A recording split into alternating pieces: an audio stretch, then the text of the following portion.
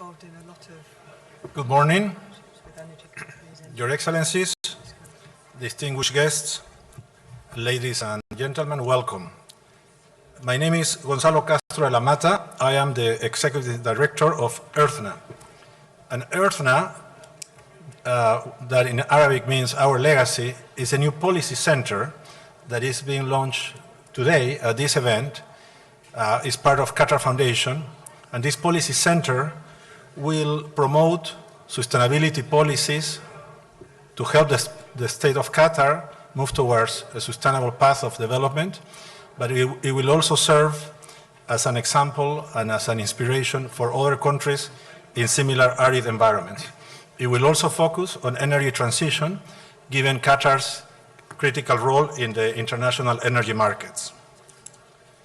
To introduce our distinguished speakers this morning, I will not try to summarize their resumes because it will take us perhaps all morning. So I will simply mention their names and their affiliations. We're very honored to have His Excellency Sheikh Dr. Faleh bin Ali Al Thani, Minister of Environment, the Right Honourable Vincent Kiveny, Lord Mayor of London. We have Dr. Jane Matwick, CEO of Wetlands International, and we have His Excellency Manuel Pulgar-Vidal, Global Practice Leader for Climate and Energy with WWF and former Minister of Environment of Peru. It's an honor for us to have you here this morning. Thank you to be with us in this inaugural event of EARTHNA. Now, in terms of our session, the purpose will be to explore the urban environments in the context of climate change. Cities consume 78% of the world's energy and are responsible for close to 70% of global greenhouse emissions, and yet they only account for less than 2% of the Earth's surface. So there are several fundamental questions that arise. First, how can we support future development of a local and holistic view of sustainable cities that ties in the social, economic, cultural, and environmental dimensions of sustainability? The second question, how do we enhance resilience given the threats of climate change? Third question, a variety of angles. And I think ladies first, so I will, if Your Excellency allows me, start with Jane. So Jane, Wetlands International has a substantial experience with the concept of building with nature and with nature-based solutions, and you have been involved in many experiences trying to use natural infrastructure to protect cities by protecting wetlands. Can you share some of the experiences of Wetlands International promoting nature conservation to enhance resilience of coasts and cities? Yes, thank you, Gonzalo. I think the first point to make is that now it is increasingly understood that sustaining and restoring nature goes hand in hand with all efforts for climate resiliency. So the recent IPCC report underlined this very strongly. And of course, the cost of rapid urbanization, which is fragmenting the natural systems which are managing the water and the carbon flows, the cost is increasingly high, particularly in terms of water risks, floods and water scarcity, and even subsidence of whole cities because of over-abstraction of groundwater. So nature is a friend to cities that are looking for resilience in the long term. And the building with nature involves thinking beyond the traditional hard, static, single-purpose infrastructure. It is about infrastructure, but it's about combining that with nature, or sometimes bringing back nature as natural infrastructure. It's about working with nature and natural processes. And it's critically about linking across sectors and with all stakeholders. It's not just about, for example, single location technical solutions like green roofs or mixing some vegetation in with the paving. That's level one, I would say, that's happening in many cities, but others are taking it further, connecting up natural and semi-natural areas. For example, in Oman, Muscat is creating linear parks along wadis which are also helping to manage water flows and providing recreational values. So it's about bringing multiple values by working with natural processes. In some cities, then it's essential to restore nature because the impacts are too severe. So in Panama City, it's been essential to actually clear the floodplains, often used as dumping grounds, to create space for water. And other cities are taking it much further. So there are now waterproof cities, sponge cities, smart to the design, taking a big picture approach in the landscape to see really how working with nature can build resilience for the long term. And there are just a few examples of where this is happening in the world. Generally, they are provoked by the need to reduce disaster risks of some kind, water risks, the absolute necessity to do that. But I think cities are really at the forefront of showing just how beneficial nature-based solutions are. And what is very encouraging is that we're seeing the financing of nature-based solutions increasingly being supported by connected budgets right across the city authority, right across sometimes the national government. So there are some countries really taking a leading role in this now, in building with nature, particularly in Asia, where we're working with 5 countries, stimulated by a partnership with Indonesia over the last decade, to see how building with nature can really bring resilience along vulnerable coasts and in association with development, like port developments, for example, and along river systems. So this is very encouraging. Thank you, Jane. Let's now move back to Qatar, and I would like to ask His Excellency Minister Thani to tell us some of the efforts of Qatar in terms of its national climate change and action plan. I have read it and I have seen that it is quite advanced both in terms of mitigation and adaptation. What could you share with us, please? Thank you. Thank you very much, Doctor. I believe every vision or environmental vision or strategy should be defined with the harmony of economic growth and economic development and environment protection. In the state of Qatar, we approved our national climate change strategy with 5 priority. We are identified 5 priority.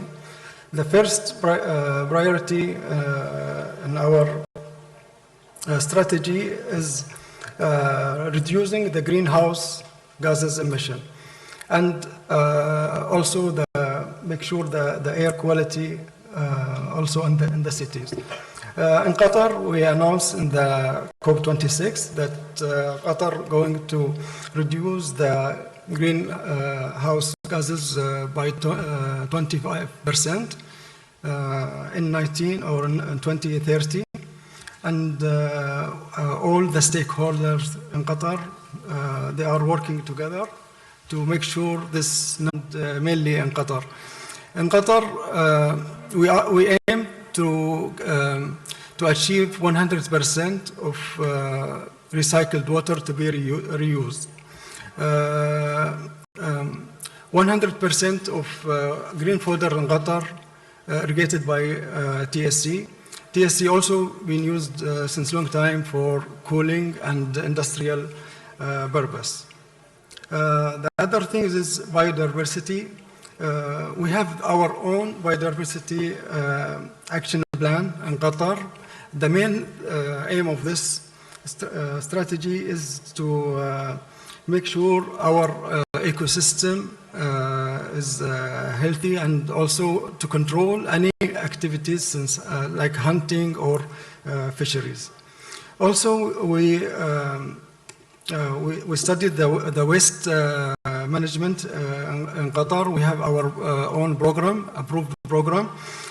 This program it's lead us to get zero waste by within the 10 years, And this will lead us also to get zero landfill.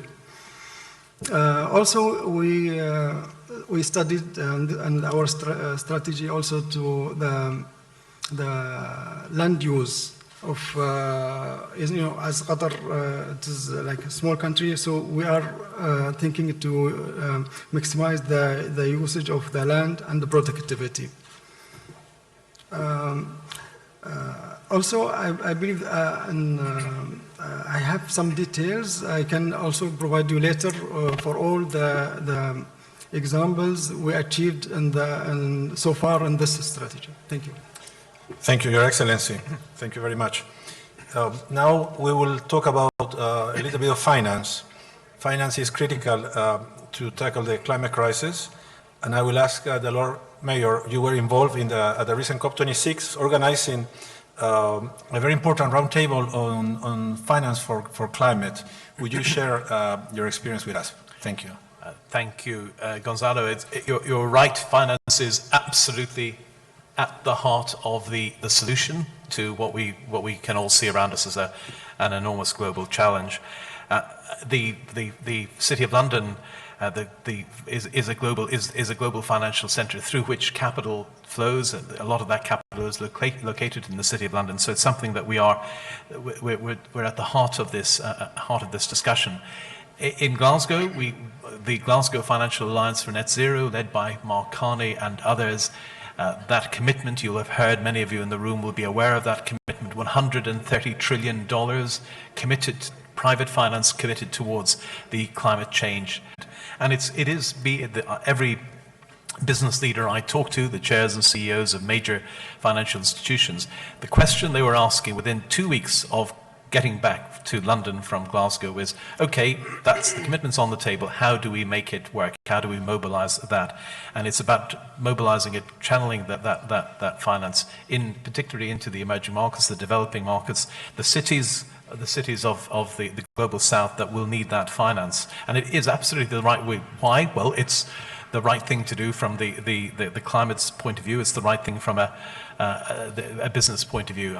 One quote which struck me at COP that I remember is that there's no high carbon path to global growth. We all stand or fall in this together, and I think that is a true statement indeed.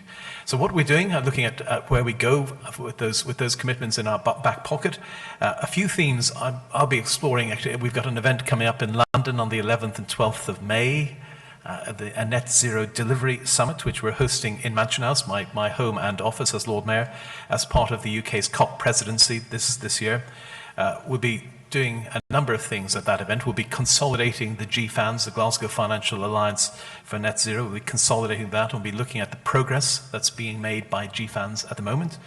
We'll be building on the agreement at COP26, another very significant part of the COP26 agenda in the finance arena was the agreement around to establish an international sustainability standards board, the ISSB, which will embed net zero targets in financial disclosures and accounting standards across the world. So again, this is to ensure coherence across the world in international accounting for climate change. That we'll be coming back to that and having a look at where we stand on that at the moment. We're also going to focus on another very important aspect of the climate change agenda from a finance point of view, which is building a voluntary carbon market. We all recognize that part of the solution is the ability to trade carbon, to actually have a transparent and effective voluntary carbon market operating in the private finance world. And we would feel the expertise we have in building markets of that sort in London makes London the right place to be discussing that over the coming months. So we'll be picking that up in May in London. And we'll also be looking at how we make, as I mentioned, how we get the finance flowing into the developing economies in the world. That's a critical element that we need to deliver upon. We're doing some really interesting things already on that. We've got the City of London Corporation is working with a number of partners, including Bloomberg and Tata, with a project in India, the Climate Finance Leadership Initiative, where we're trying to identify investable projects and marrying them up with the capital that to have the mayor. Great to have the opportunity here in Doha to discuss some of these issues in advance of that too. Thank you very much, Lord Mayor. Let's now move on to the international negotiations, and I will ask Minister Pulgar-Vidal. Minister, you were president of COP20, which is the COP that paved the way to the Paris Agreement. And there are some anecdotes there about perhaps you closing the door and not letting delegates out until they reach the agreement. But can you share with us the status of climate negotiations now regarding cities and climate? Sure, thank you, Gonzalo. It was a democratic way to get consensus. But let me say something. Although negotiations are still important, we are in a complete different time because now we are implementing. We are implementing an agreement. So we are balancing still things that are pending to be negotiated, but it is more important negotiation. So today's event, it is to talk about how to build a new paradigm for cities. So let me use an analogy. The analogy of the formation of the Milky Way, or the solar system to be more concrete. And why it is important to use this analogy and to talk about negotiations and implementation. Because something that we haven't recognized well, that it is so important, it is that fortunately we have already gotten the main star, the sun, the vision. And that is key. Nobody is doubting that we shouldn't raise temperature in more than 1.5. Nobody is doubting. Any actor is doubting on that.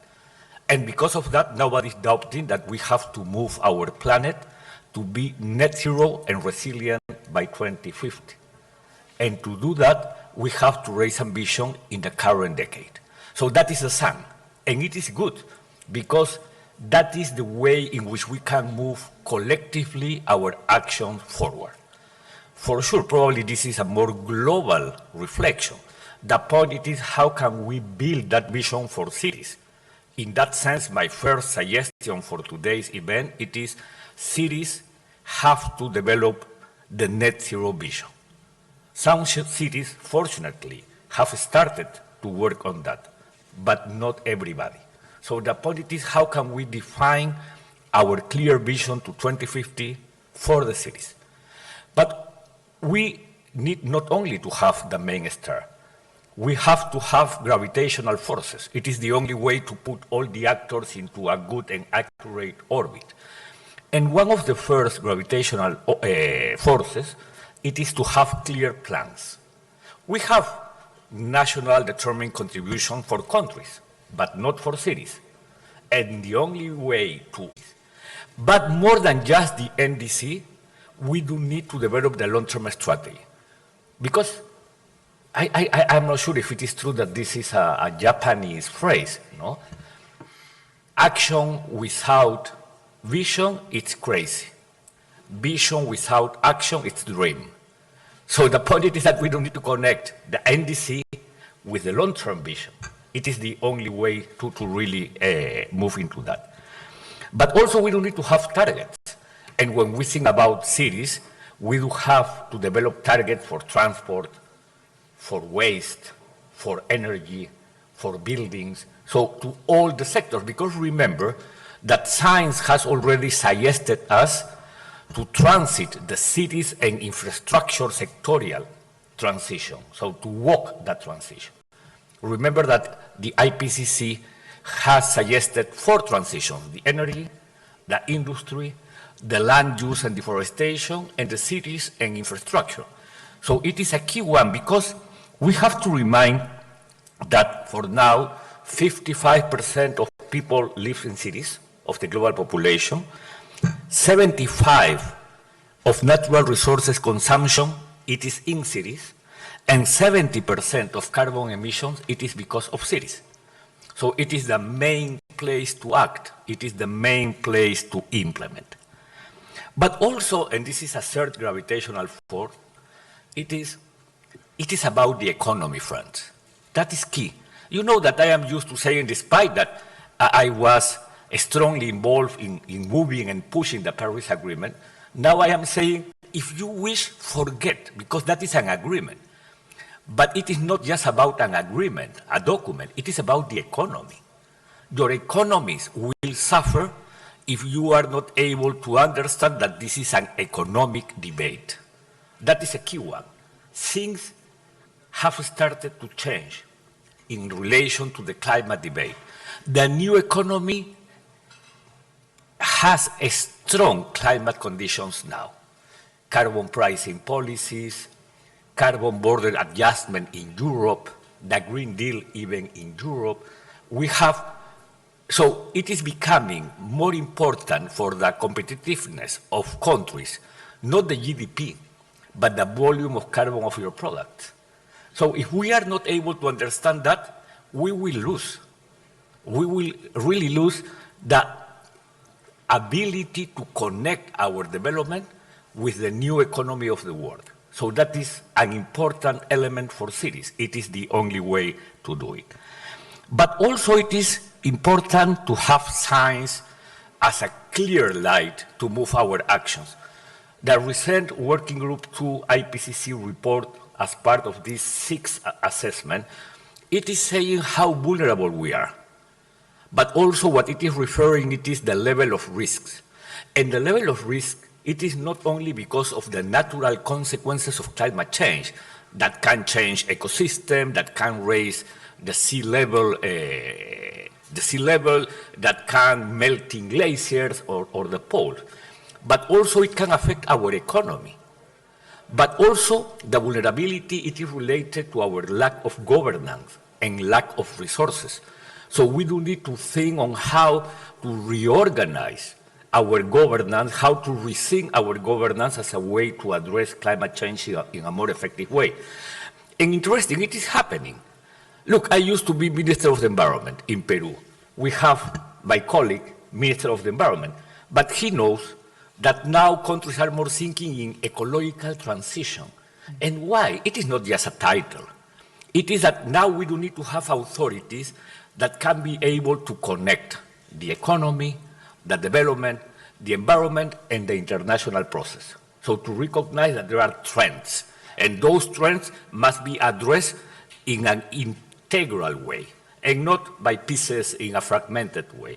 I am a believer that that should be the evolving and correct evolution of the ministries of the environment, to see the ecological transition as it has been organized in many countries, France, Spain, and recently Ecuador in Latin America. What it is so interesting for a Latin American country, that is something that for me it is so important.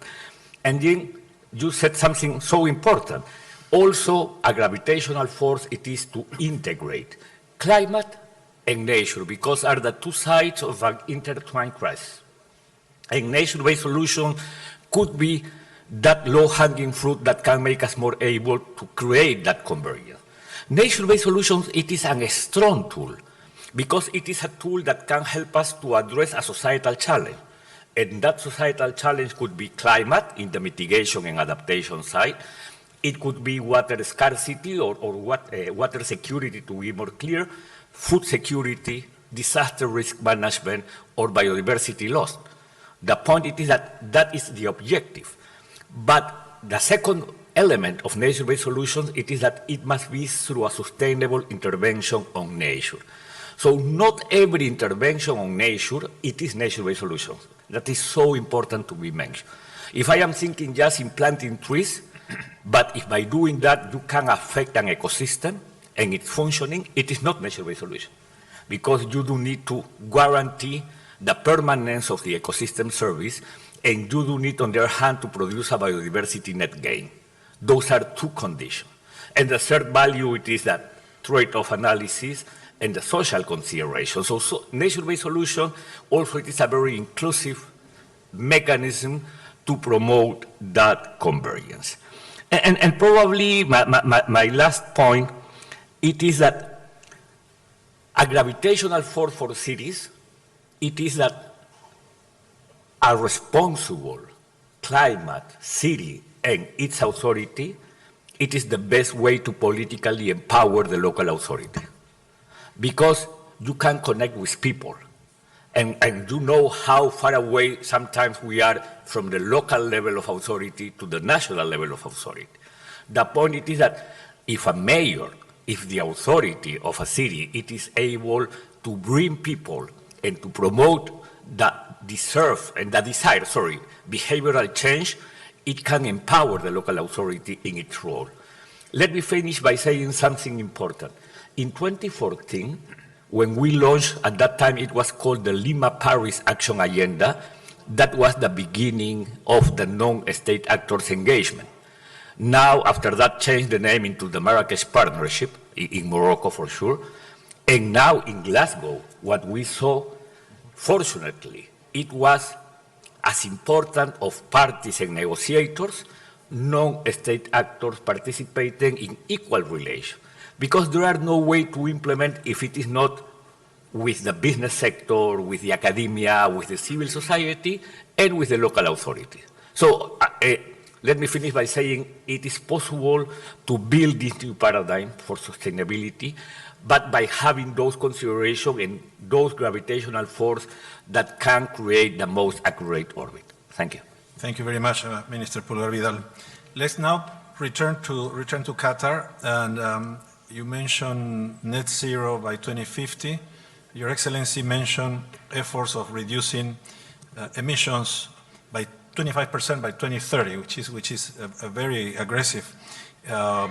Please share with us what are the efforts to reduce CO2 emissions, looking at the various sectors, and also what are the challenges and barriers you see along the way. Qatar played a significant role to reducing the gas emission by adopting new or advanced technology with minimum gas emission.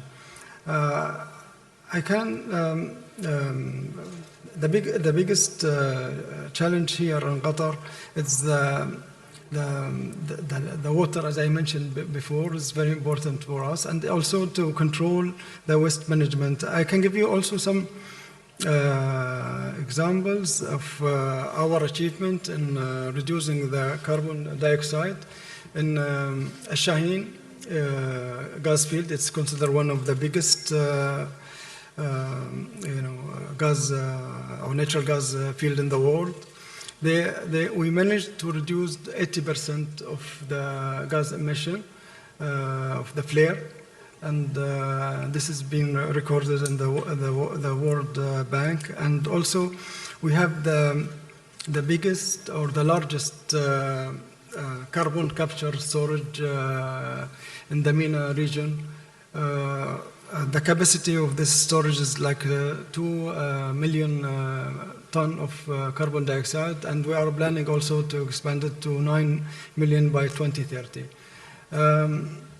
We did some initiatives also to enhance the air quality in Qatar and reduce also the storm or dust storm.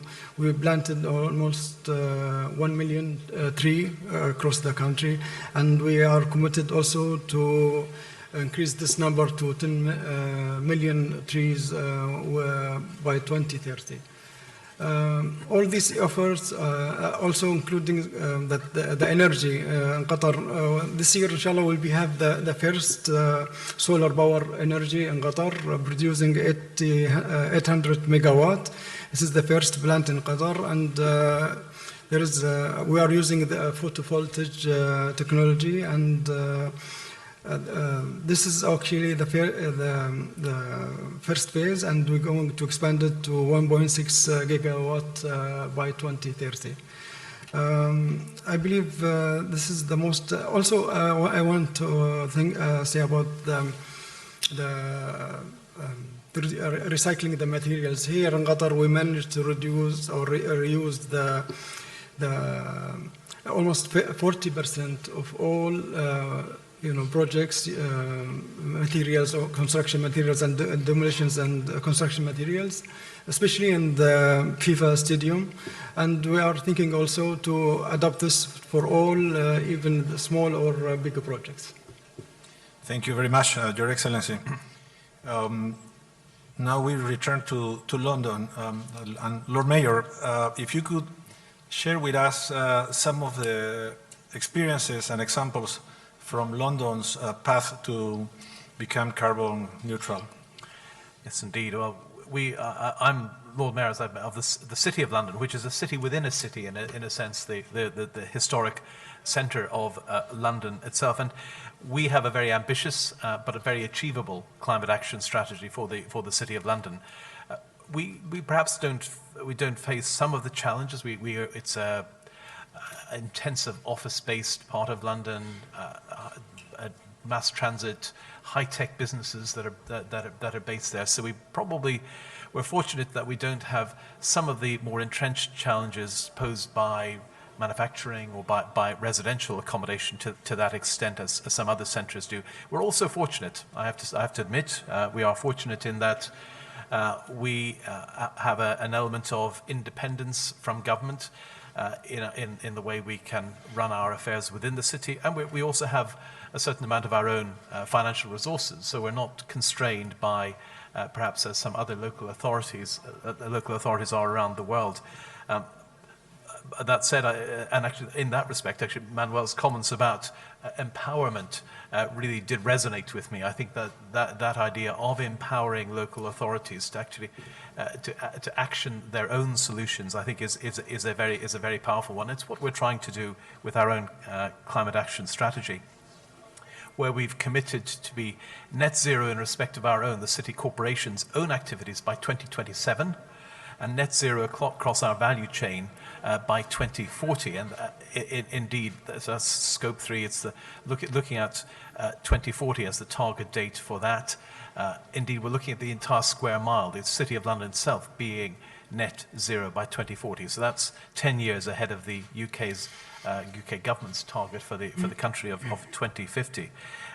And we're also, as part of the climate action strategy, looking at resilience, climate resilience within our buildings, within our public spaces, and within our infrastructure.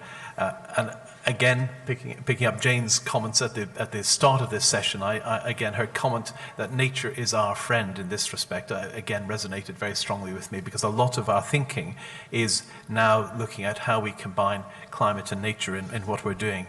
So what we've been doing to actually achieve this is collaborating with our businesses in the city, our business partners, looking at what business stakeholders are doing with their own buildings, their own plans for their future expansion, and any office redevelopments that they're planning. It does help. Again, I will admit we are in a slightly fortunate position here in that we're both the planning authority for this, but we're also a significant landlord within the city itself. So we have an ability to influence the shaping of those of the planning strategies and their implementation in a way that sometimes other local authorities don't have.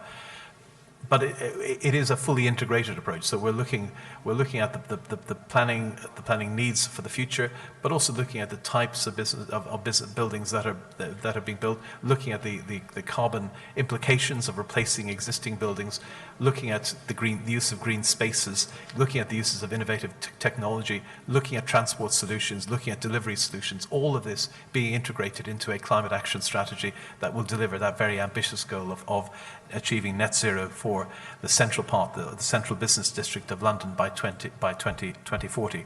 And in the midst of all of that, we can't forget one key component in any city is the SME sector, the small and medium-sized businesses, which are a critical. And I know from some discussions I've already had in Doha here this morning that it's a real focus for the government here in Qatar as well. And we are committed to. And we're working with our SME sector in London to support them in reaching the targets that we've set. It can be more demanding for a small business. These are not cost-free measures that businesses have to take. So we're looking at how we can support the SME sector to achieve that. One other thing I would mention, just again looking at the expertise we have at our disposal, and it picks up perhaps some of Jane's comments a little bit earlier, again, is around resilience. And of course, we have the benefit of an insurance industry based in London that has centuries of experience of working out risk and resilience and how to deal with exposure to risk and manage that exposure to risk in insurance terms. And so we're working with them in deploying that expertise to try and meet some of the resilience-related challenges. In fact, we had a very good event only on Monday in the City of London, the Business of Resilience event, which was driven by our insurance sector, looking at the challenge of resilience, particularly around climate and nature. So I think we're very fortunate to have those resources at our disposal, but we want to use London as a template for a climate action strategy that other cities around the world will be able to adopt to their benefit as well. Thank you very much, Lord Mayor. We switch now back to Minister Pulgar-Vidal. Now you are the global lead for climate and energy with WWF. Give us some examples about the current advocacy roles regarding cities and nature that WWF is pushing for. Sure. Thank you again, Gonzalo. So as you know, we are a global institution, so we have offices almost around the world. The point is how can we develop actions to help cities, to support cities to move into being more sustainable based in the reality. That is why the importance of thinking in a systemic way. And let me share with you some anecdote. 4 years ago, I think it was in Bonn during a COP, I was the moderator of a panel in which we had the mayor of Oslo, Norway, and the mayor of Monrovia, Liberia. And it was so interesting because for sure the mayor of Oslo was sharing all its targets to ban internal combustion vehicles and to change all the heating systems of the city and to promote nature-based solutions and all of that with a lot of money and a lot of possibilities. The point that was shared by the mayor of Monrovia, it was tuberculosis, dust storms, Ebola, and those kinds of difficulties. So I am all the time saying, let's think that we are the mayor of Monrovia and not the mayor of Oslo. That is completely different. What can we do? How can we really promote a transformational change when we have that sad reality in many countries of the world, mostly in the LDCs? So that is why one of our interventions as WWF, it is to reward progress, not to reward the success. It is not that for sure we will soon move Monrovia into the electrification of all its transport, because probably they don't have a good public transportation system. And that is sad, but that is the reality. But what is that level of progress that we can reward as a way to continue encouraging them to move their city forward? That is something that for us it is so important, because it is a way to recognize the reality and to don't leave anybody behind, because that is the main principle of the climate debate. Don't leave anybody behind. We should move everybody at the same time, based in the reality as a way to achieve our collective objective. So that is one of my first ideas. But now we are also developing an initiative that it is more related to people, to citizens. How can we change behavior? Because if we are not able to change behavior of people, of citizens, it is not just an issue of authorities. It is an issue of the people who is living in cities. It is very important, but for sure, the first thing that we do need to have it is clear information, data, and to share that data with people. And in that sense, science is playing a key role, fortunately. And we do need to translate the complexity of a scientific report into a clear and simple message to people. What exactly it could mean, the consequence of climate change? What does it mean that every half degree matters? No, in sense of food, in sense of agriculture, in sense of fisheries, in sense of what it is the way of living of people, their economic activity. So data, it is one of the first elements of that. The second one, it is to create incentive. You do need to have people thinking that they could have better conditions for life, no? If they are part of the equation. No? So what is so it is not just about net zero, 1.5. If we go out of the street here in Doha and ask people, what do you know about 1.5? Probably, what's that? It's a size of something? No. So that is probably too technical. We do need to translate our vision into a clear message to people in a way in which they can see that their own action will reward themselves with something positive. That is a key element to promote that behavioral change. A third element, it is to engage them. And to do that, we do need to have communicators, the social media. Now it is the way in which the youth, it is used to being strongly communicate. It is not the newspaper, it is not the TV. It is the social media with simple messages. But more than that, also to connect in different topics. Food and climate, it is a key element. And fortunately, it's becoming to get some traction. No, we had less than a year ago the Food Summit, and it's important to connect with diets and with food waste and food loss. But diet, it is a key element. It's interesting, it is happening. People is defining diets in a more sustainable way, rejecting to have meat and all those kind of things to be more diverse, no? And that is connecting with people. Waste management for sure, and the potential of use the waste as a source of energy. That also it is a main problem of the more poorest countries and cities of the world. Energy, for sure, transportation, and pollution. Something what China did was to connect climate with pollution. The starting point of China of being more aware of climate, it was because of the air quality in cities. So that is the way in which we are planning to develop some toolkits to promote that behavioral change in cities despite of their level of development. Great, thank you very much. And now the last question of this first formal part is to Dr. Matwick.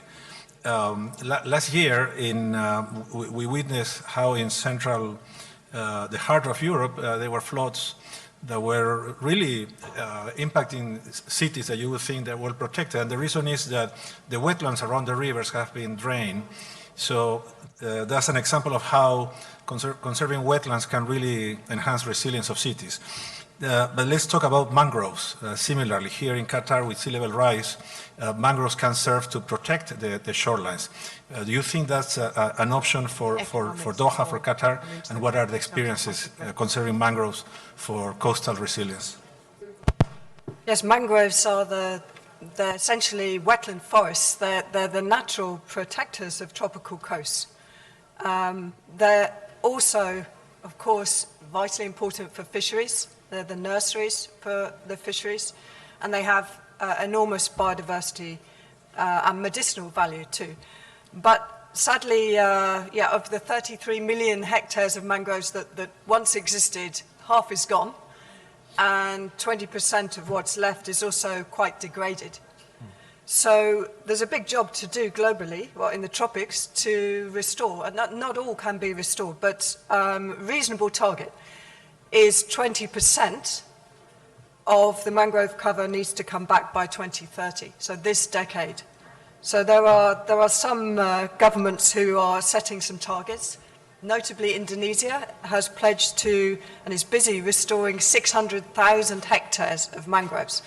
And why? Because it's absolutely essential to put this green belt back along the shores of much of Indonesia where it's been lost, mostly due to conversion to small-scale aquaculture. But that land is eroding all the time, and people's houses, villages, towns are getting flooded out. So it's not just a nice to do, it's an essential way to keep the land. But more than that, mangroves are really the top in terms of capturing and storing carbon. So 4 times as good as storing carbon as the nearby tropical rainforest, 4 times, hectare by hectare.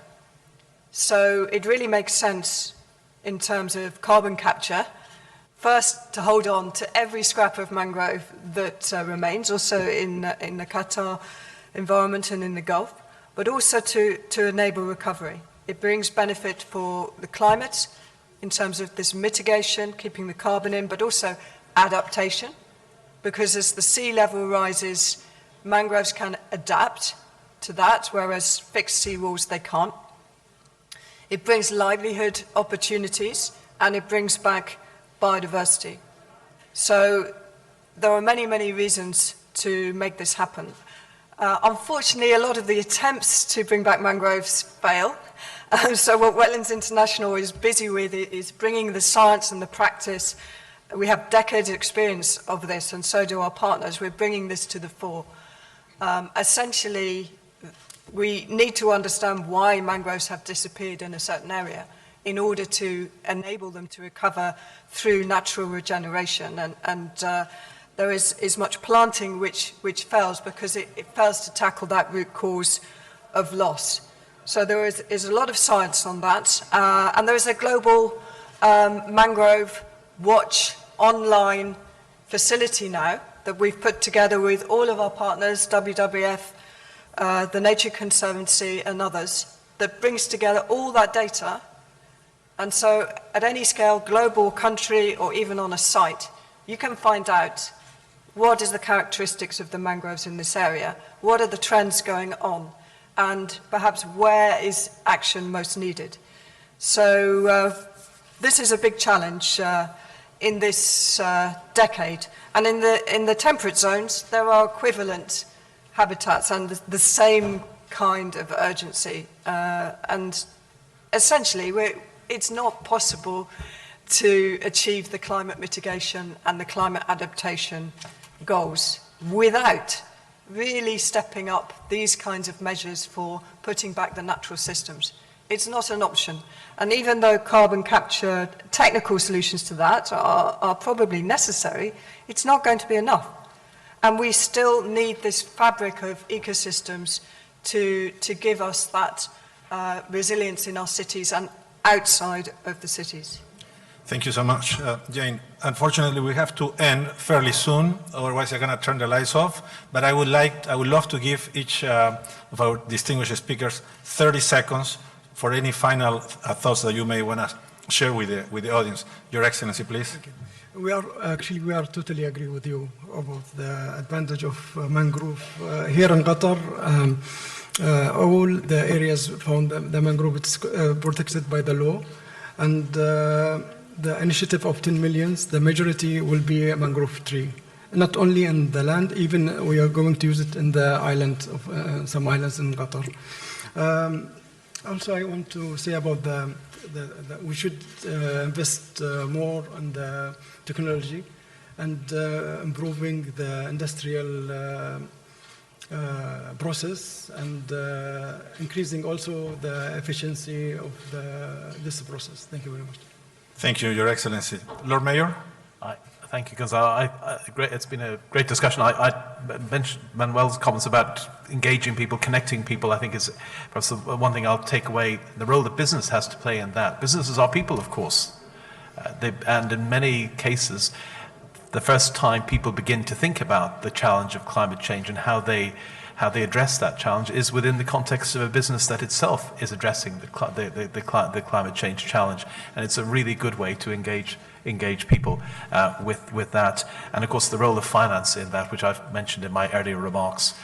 We will be working hard on that over the coming months. I think we want to be in a position to tell the world that COP27 coming up in Sharm el-Sheikh later this year, we want to be able to say, well, that 130 trillion that was committed in Glasgow by the Glasgow Financial Alliance for Net Zero, what is happening on that?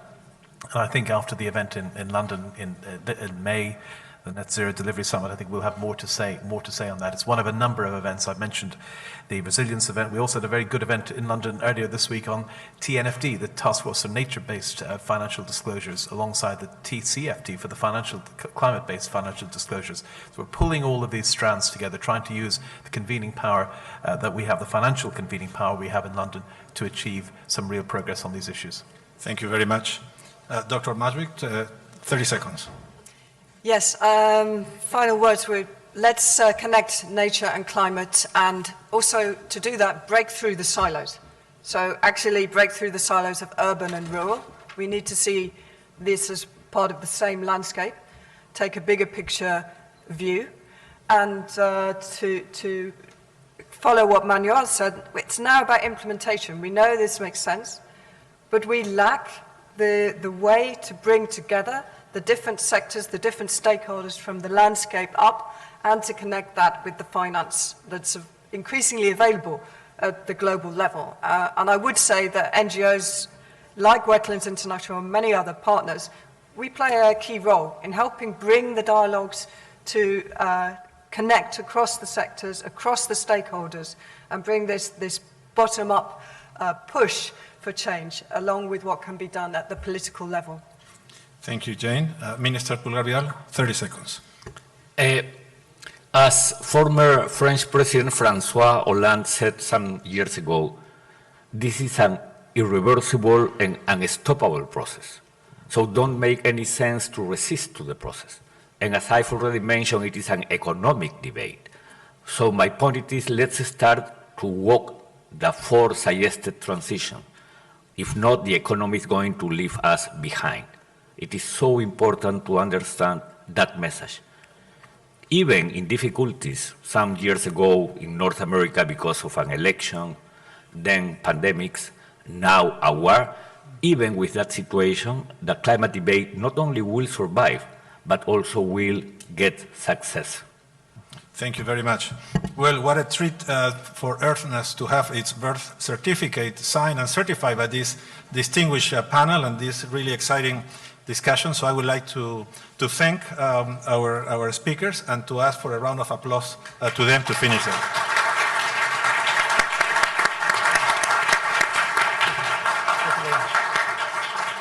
Thank you very much.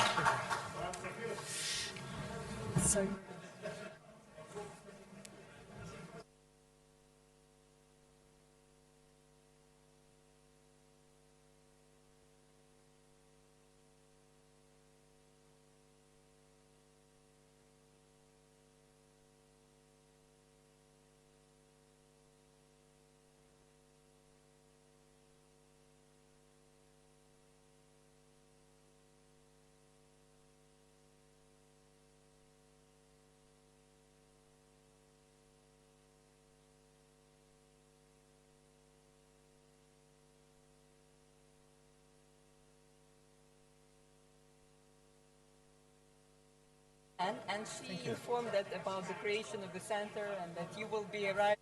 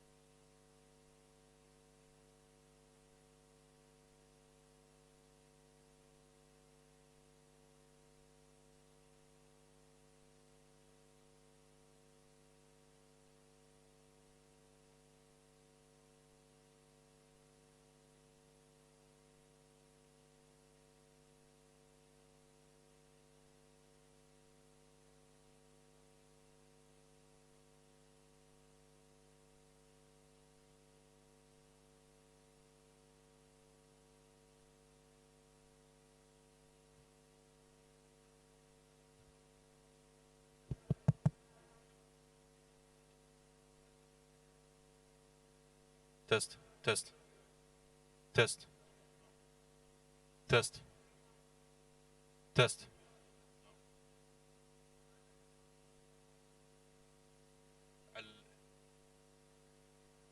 Test, test. Is it working? Test. I would have to go there. Let me know if it's working.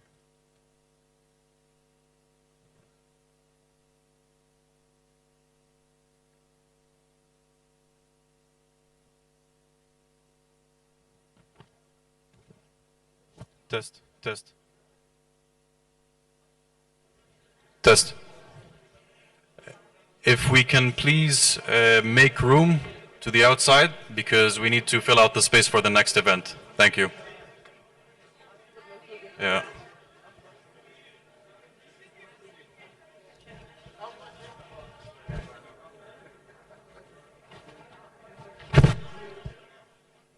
I repeat, if we can please empty the room for the next session. Thank you.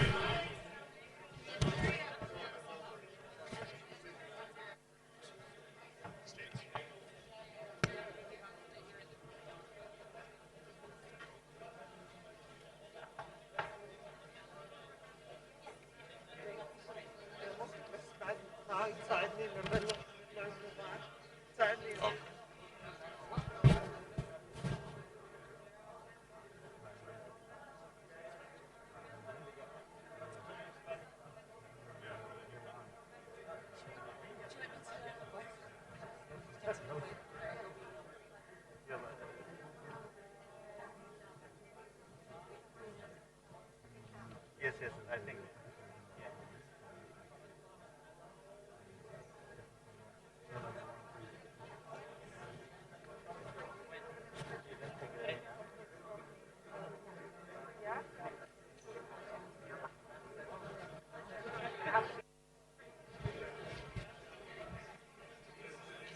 Test, test. Please make your way out of the room, please, so we can make space for the next session. Thank you.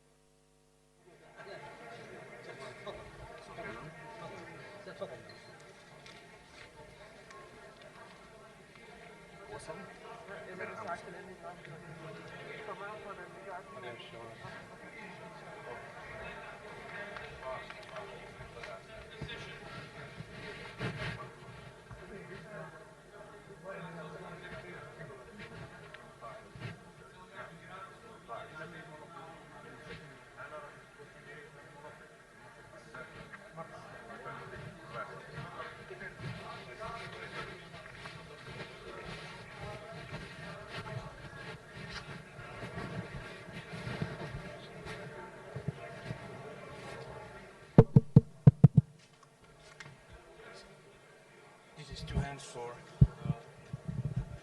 Do we have two pens? Pens? Yes. Where?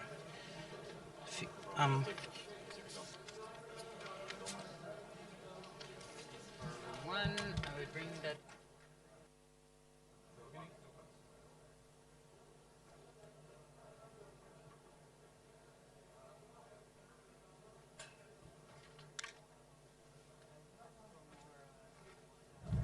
Test.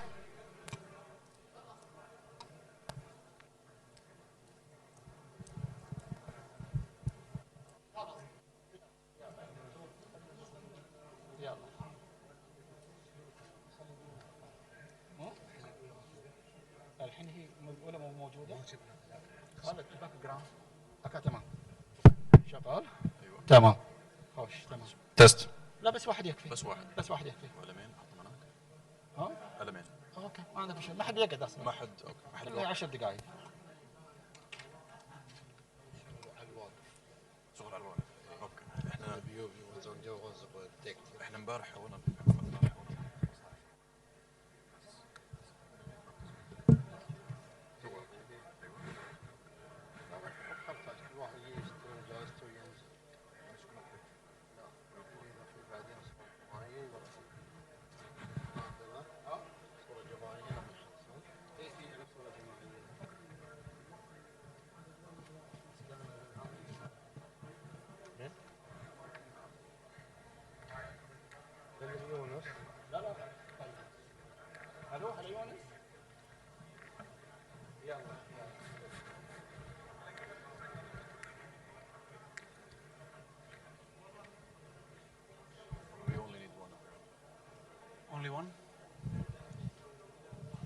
Please, changing. This is one. This is number one. Yes. Where is? I will give that. Please.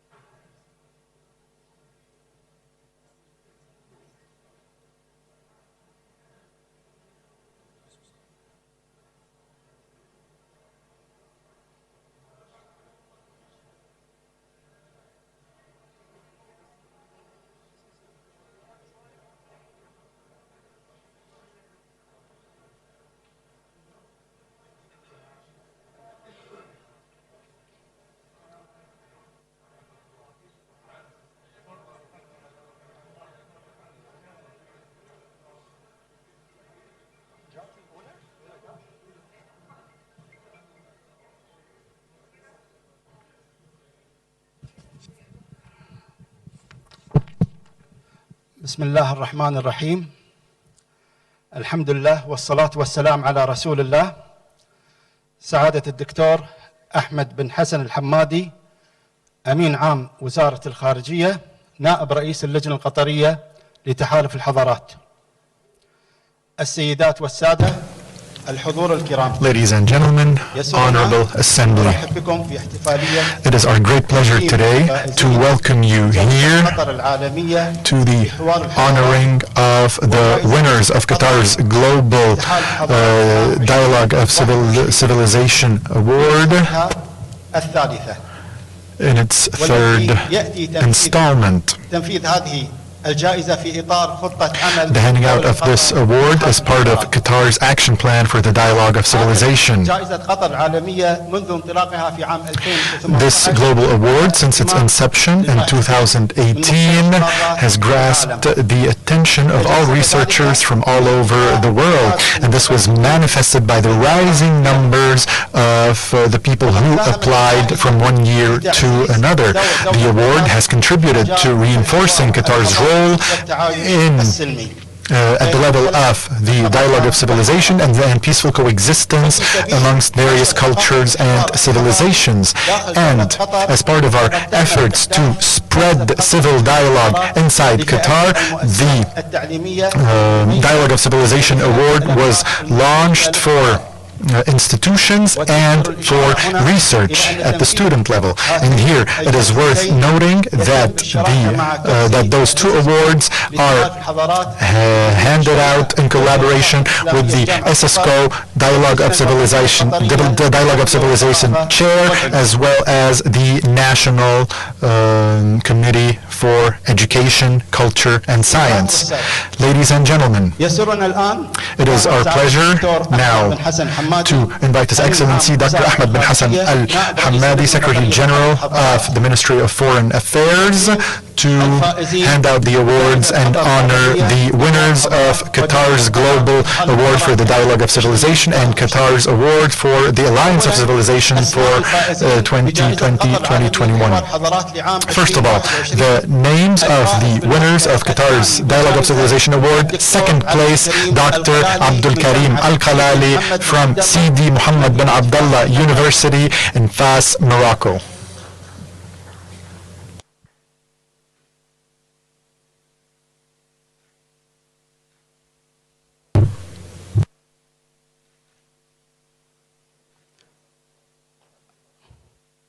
الفائز بالمركز الثالث بالجائزة Third place, الدكتور علي بن مبارك من جامعة Dr. قرطاج Ali bin Mubarak from the University of Carthage, Tunisia.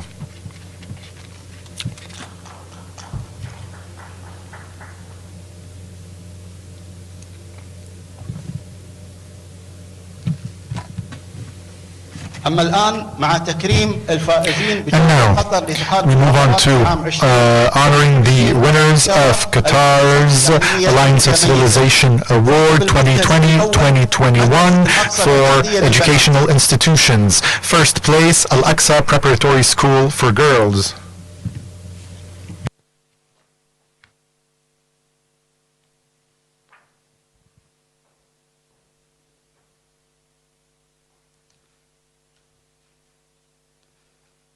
المركز الثاني مدرسة روضة بن جاسم Second place, Rauda bin Jassim Secondary School for Girls.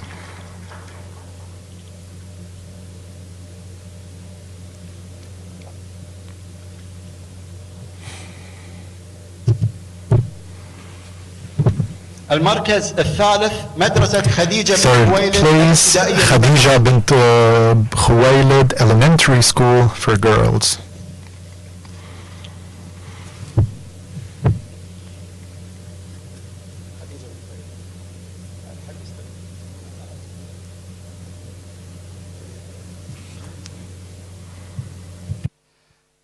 أما الآن مع تكريم الفائزين على مستوى And now we shall honor the students and the researchers that won. First place, Al-Unuf Ayed Al-Shimmari from the Aisha bint Abi Bakr Secondary School for Girls.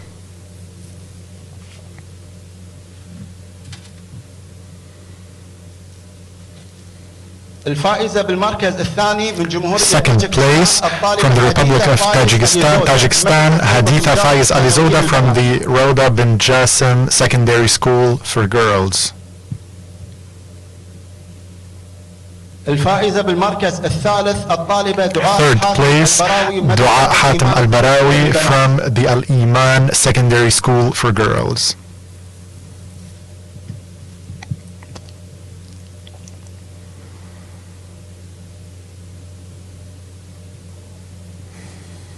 الفائز بالجائزة التشجيعية الطالب تقي الدين محمد عوض القيسي من المعهد الديني. تقي الدين محمد عوض القيسي from the Religious Institute وفي الختام gets المشاركين لأخذ صورة جماعية مع سعادة الأمين عام.